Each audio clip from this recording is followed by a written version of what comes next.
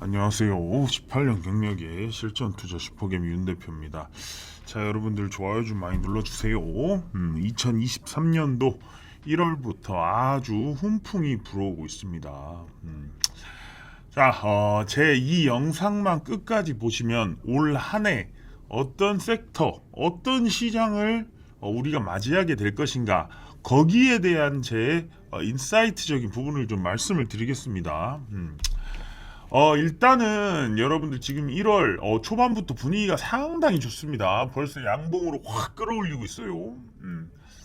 그런데 여러분들 제가 텔레그램에서는 계속해서 1월에 어떻게 흘러 들어가야 될지, 2023년도 어떤 섹터들이 유망할지 지속적으로 텔레그램 통해서 말씀드리고 있으니까 여기에 문자 남겨주시면 제가 요 텔레그램 방도 초대해 드리겠습니다.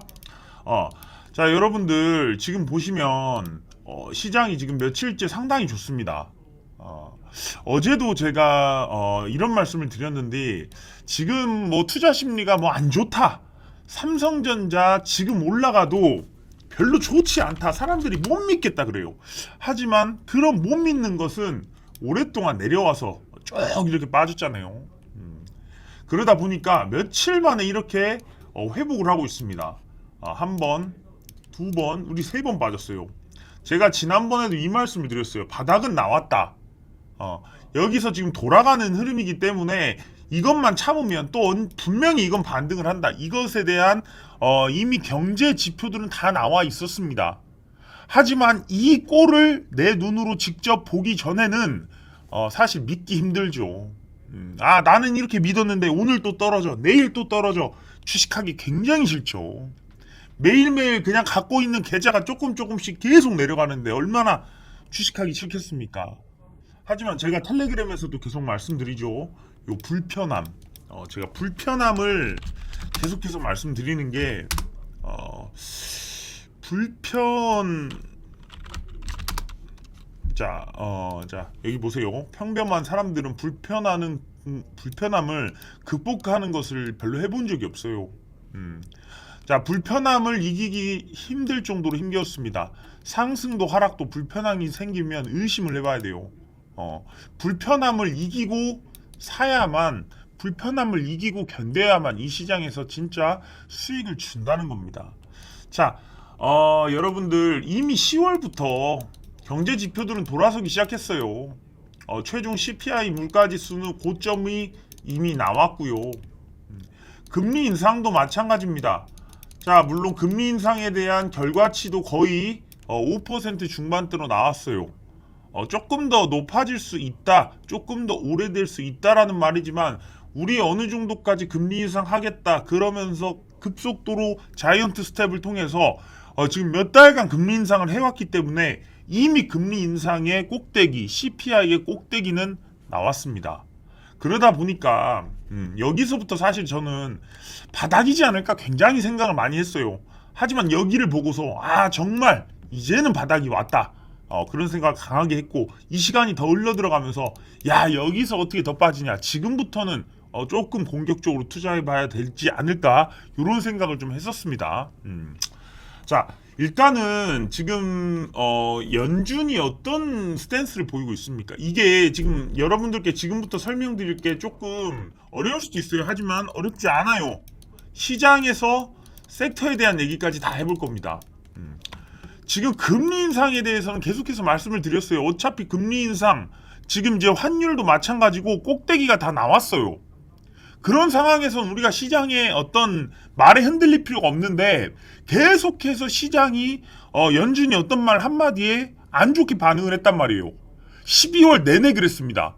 금리를 인상한다, 금리가 인하할 수 있는 뭐 물가지표가 나오고 있다. 아무리 그래도 시장은 계속 떨어졌어요.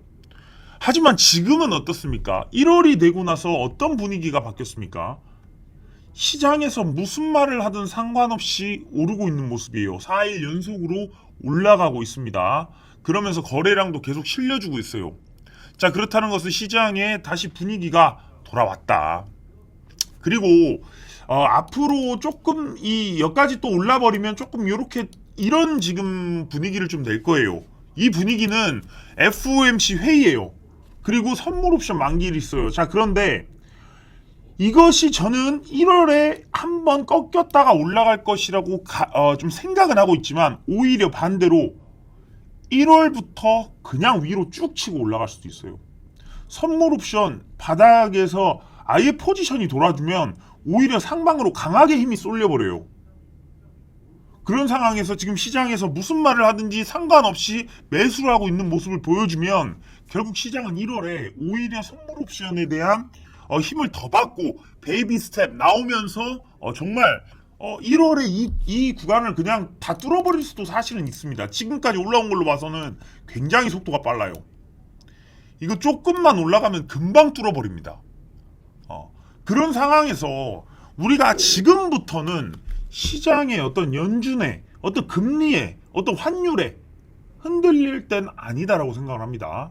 제가 작년에 떨어질 때도 계속 그런 말씀을 드렸어요. 바닥은 나왔다.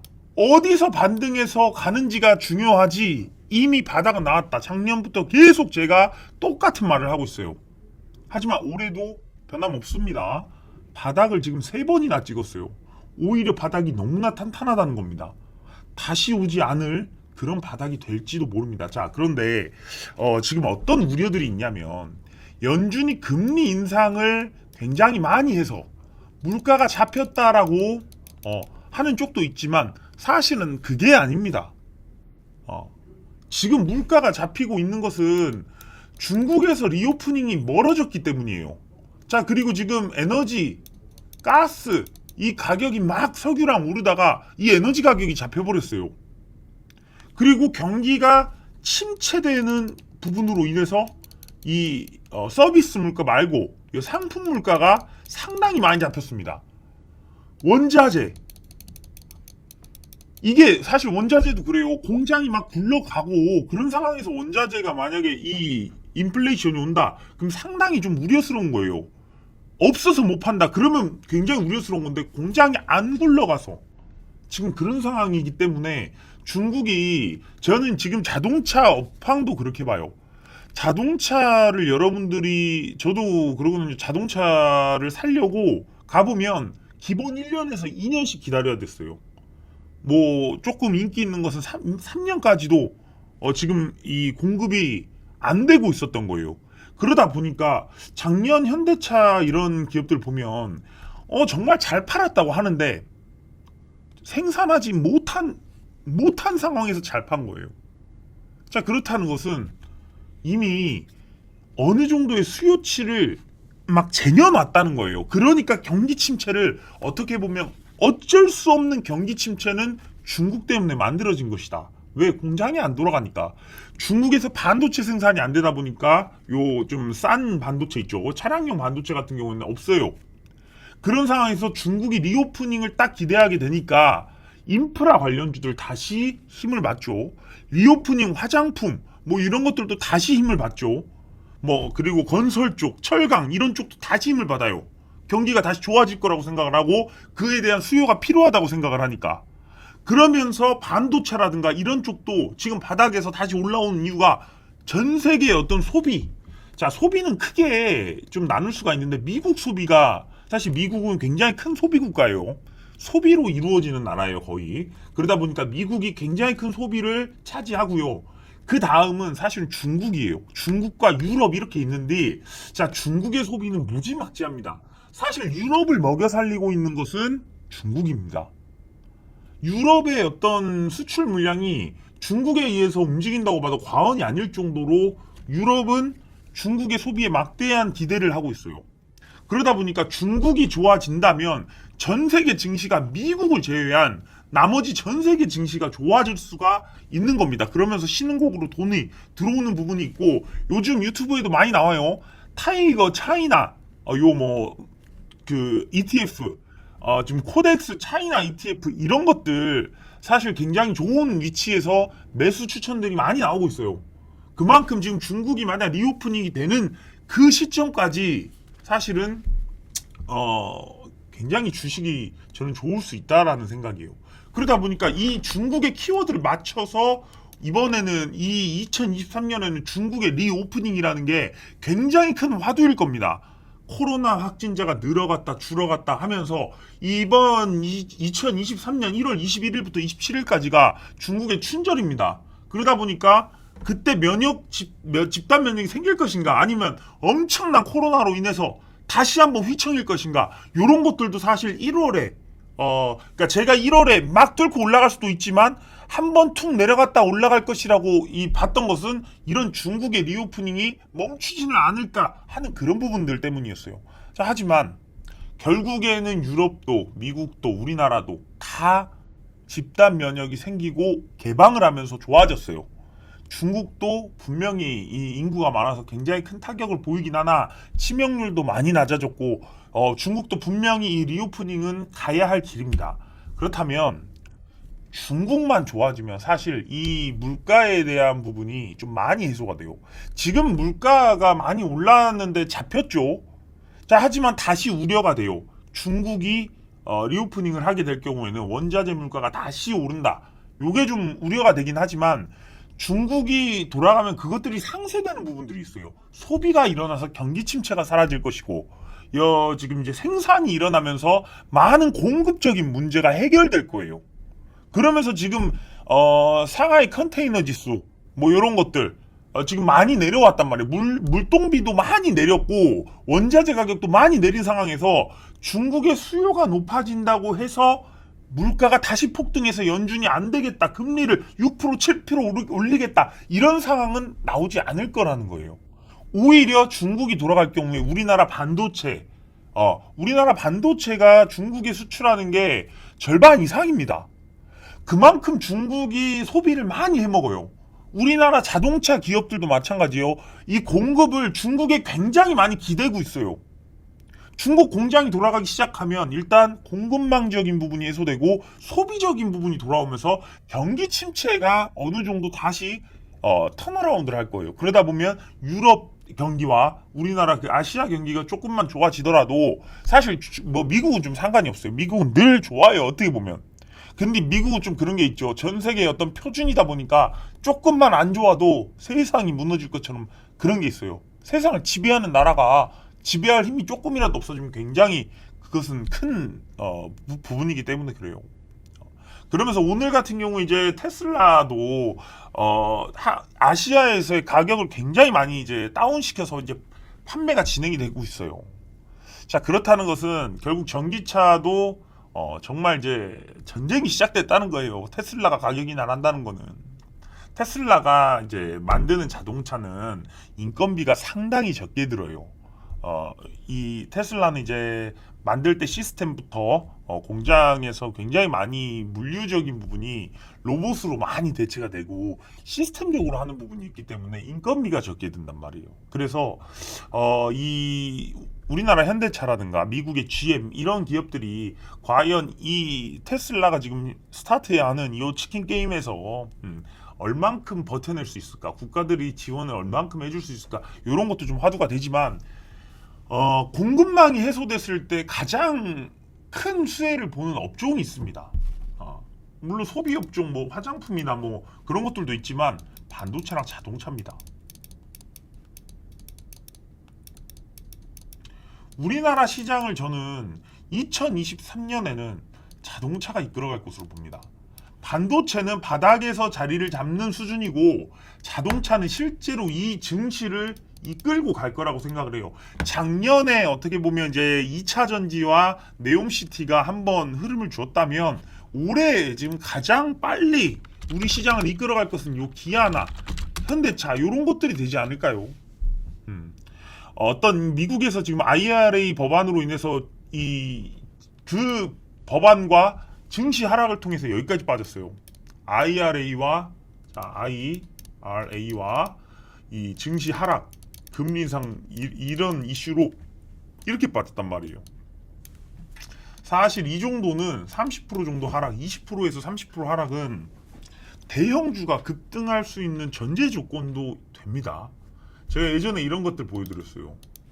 제가 텔레그램에서 지금 다 말씀드리고 있었던 거예요. 어제도 다 말씀드렸어요. LG 이노텍이 옛날에 오를 때, LG 이노텍이 오를 때 여기를 보시면 이렇게 20%에서 30%까지 빠지는 그런 모습을 보여줘요. 이 대형주들이 오르기 전에 이렇게 매물 소화하면서 시장 하락을 이렇게 주면서 개인들이 다 털려 나가는 구간을 막 준 다음에 날아가는 경향이 커요. 이렇게 됐을 때 이거를 메우는 거는 사실 얼마 걸리지 않는다는 거예요. 보세요. 어떻게 올라가나? 자, 이렇게 올라가요.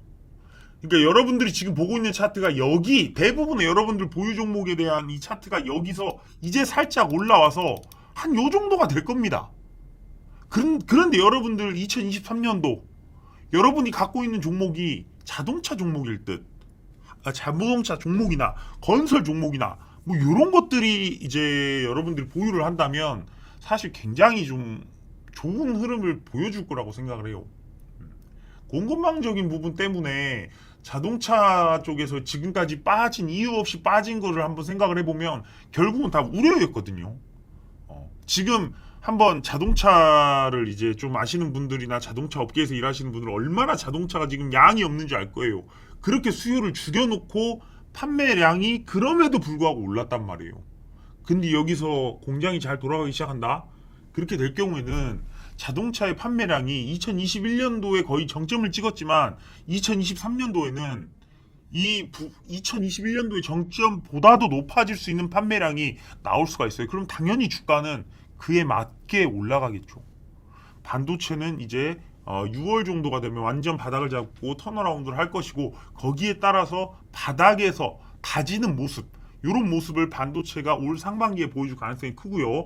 이 자동차 같은 경우는 올 상반기에 랠리가 저는 나올 것 같아요. 그러면서도 건설, 네옴시티 관련된 종목들. 근데 건설도 그렇죠. 건설에서도 이 중국의 수요와 이제 맞물리는 황금 섹터가 있어요. 철강입니다. 예를 들면 오늘 뭐 리포트도 나왔지만 세아제강 이런 것들 보시면 이런 것들이 또 바닥까지 지금 이렇게 떨어졌단 말이에요. 이런 것들이 이제 회복을 하면서 이제 올라오면 금방 이런 식으로 올라와 버려요.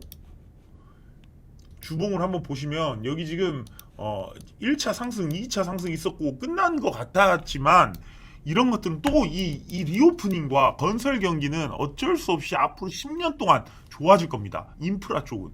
그러다 보니까 이런 철강이라든가 건설에서도 어떤 기자재, 철강이나 뭐 건자재라든가 이런 업종들도 상당히 좋을 수 있고요.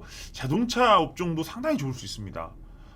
자, 그리고 지금 로봇 관련된 섹터도 상당히 부각을 받죠. 오늘 제가 로봇 관련된 영상도 찍어 올려드렸는데 로봇도 상당히 좋을 것 같아요. 삼성전자가 2023년도에는 어떻게 보면 반도체로 많이 지금 충격을 입었는데 그것들을 회복하기 위해서 로봇 관련된 부분을 조금 강하게 좀 어필을 할 것 같은 그런 생각이 많이 드네요.